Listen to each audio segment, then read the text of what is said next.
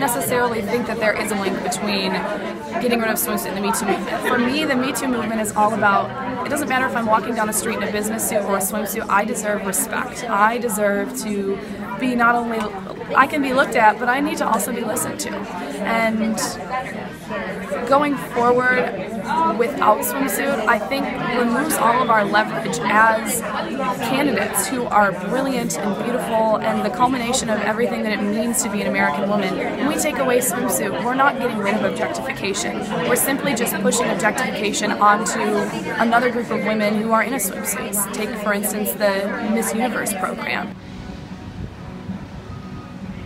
The thing is, lifestyle and fitness is important regardless of whether there's a swimsuit competition or not. So even though there's not an on-stage competition, it's still an important part of each and every one of us in our preparations for Miss America, because the job of Miss America is very intense. And so it's important that we are physically fit and very healthy people. But I think the competition itself is focusing so much more on the key elements of the job of Miss America, talking with people, talking about her social impact initiative, and promoting the organization. The swimsuit didn't affect me.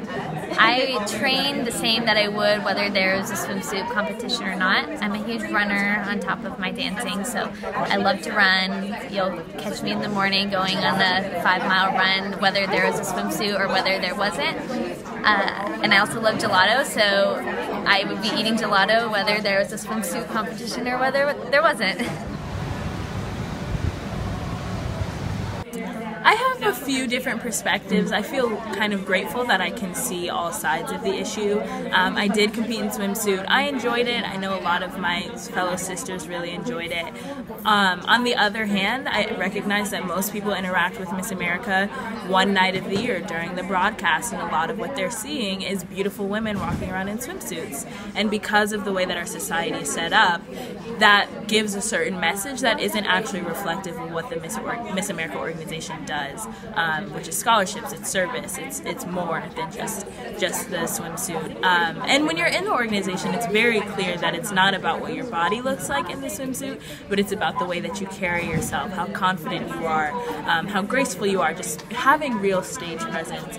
So I do think that it has been misinterpreted, but I understand if you're rebranding why you would make the decision to get rid of it.